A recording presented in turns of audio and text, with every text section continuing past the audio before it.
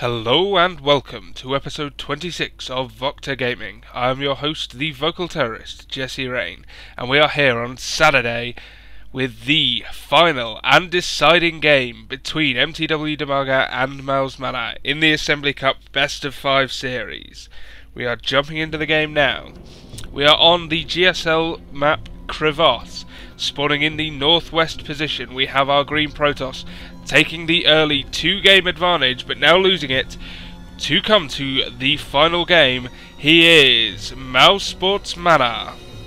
And spawning in the southeast, we have our red Zerg, our favourite, coming back from 2-0 down to level the series. Can he take this last game for 3 in a row and the series?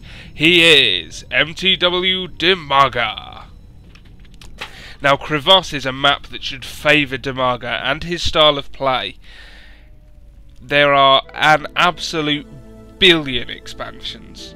A billion of them. 1, 2, 3, 4, 5, 6, 7. Just 8 on his half of the map alone. That's 8 without even getting halfway across the map to mana. What this does mean, however, is Mana's Stargate play should be incredibly effective. With Dimaga, who will be wanting to get so many bases, it will be hard to defend them all against the kind of Void Ray Phoenix play that we've seen Mana do in previous games. So it will be interesting, or at least I find it interesting, to see who will take an advantage in this game. As we see, it looks like Mana is going to do the same strategy he's worked out, which seems to be the strategy he feels beats Dimaga, which is the Forge first into a fast expand. Now, interestingly, because of this map's wide open spaces here, he is going to have to just wall off his main base, which means he has to get the Forge before he gets the expansion, rather than his preferred timing of expansion and then Forge. Now, here we see Dimaga creating the hatch at almost the Korean timing, at the Korean time of like 14-15 food, then getting the spawning pool afterwards. I like that. This is such a big map. There is absolutely zero way Mana can come down in time to put pressure on this and force a cancel. Especially knowing Mana's love of the Forge first expand. Really, you know, he could plant a couple of cannons, but they are just going to go down to queens. They're not going to do any real damage, and he would lose too much money. Interestingly, choosing to take the gas down here, which can be scouted easier, but I suppose since the probe is already here, he'd know whatever gas, so he's choosing to take the single gas over here. Now, as we notice, Mana is himself expanding as well, in the much easier to defend natural here, as of course there is no other pathway to it than up through the main base. But of course it doesn't have as many mineral patches, and it only has the one gas. The same for Dimaga's over here.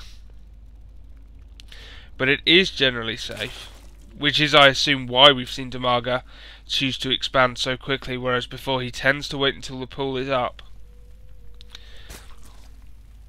Of course, with the delayed gas, choosing to get the expansion before the gas, he does not have the Ling speed just yet, but it will be on its way very, very shortly. Now, something I'd like to talk about again, because I assume we are going to see more Stargate play from Mana, is the map control this gives him. Zerg, like I've spoken about before, with the creeps, with the fastlings, have very good early game map control. However, when you go Stargate play, when you get Phoenixes and Void Rays, that gives you the map control. Your Lings, the Roaches, cannot attack them, which means they can move freely about on the map and check expansions as much as they like, because there will not be Spore Crawlers in the middle of the map, they will only be at bases, there will not be Queens in the middle of the map that early in the game, they will only be at the bases. Which means you can move freely about the map and keep an eye on everything that's going on so that no attack surprises you. You cannot be caught off guard, you know exactly what your opponent is teching up to and can counter it absolutely perfectly. Now we are at a slight lull in this game as speed finishes. Dimaga is choosing to expand again. I I've spoken about this before. I do like his expansion timings. I think, especially on a map like this, you can expand as fast as you want, really without being punished. All he has to be careful of, as we see a Stargate now going down for mana, all he has to be careful of is that he can defend this. It is obvious, or at least to me, that mana was going to be going Stargate. That is what he is doing this series against DIMAGA. Now DIMAGA for Spore Crawlers. However, it interests me that he's going for the Roach Warren that early, when you must be pretty sure that there's some, rather than the double gate play, which can be so devastating. You can churn out a million billion Void Rays and just kill everything in your path. Is choosing to get the ground weapons level 1 upgrade again, in line with the Zerg melee attacks level 1. That still bugs me. Like, your Void Rays are what's going to do the damage. As we see Glial Reconstitution coming out, the movement speed upgrade for the Roaches. But your Void Rays are what will do the damage. This will not increase their damage. Instead, you should be increasing the armour so that your Zealots that you pump out take the damage while your Void Rays and Phoenixes deal it. But such is the way of things. And you know, there is probably a reason mouz.MaNa is a pro gamer and I am not. As we see Spore Crawlers going down now, so he knows that some kind of Void Ray play is going to be going on. Interestingly, only building the one Void Ray and then switching over into a Phoenix, the Phoenix for scouting. Will be interesting to see what he chooses to build out of it next. As he does have money, he must be saving up for something. Nope, just building a gate at the moment and 2 stalkers. Interesting. Some poor macro perhaps there from Mana. These Roaches are breaking down the destructible rocks to allow better movement. But again, he has nothing here to take on the Phoenix and the Void Ray, so they can follow this army and just do a devastating amount of damage. But he is going to catch these sentries if he's not careful. Does not want to do that at all. Those sentries so important, you cannot afford to lose them early in the game. And an infestation pit is now going down for DIMAGA. Once those infestors pop out and and they get the stunning energy upgrade, he will be able to deal with the Phoenix Void Ray play.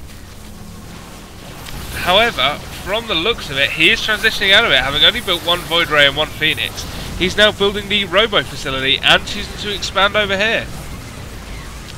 Now, this is not going too well for either player, really. Both losing a lot more units than they'd want to at this stage in the game.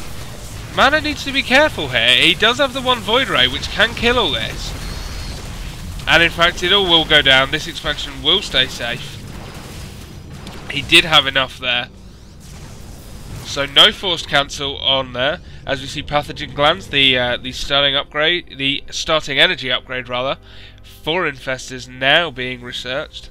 So we will see Infestor play very shortly. That will shut down the Void Ray and Phoenix very, very well.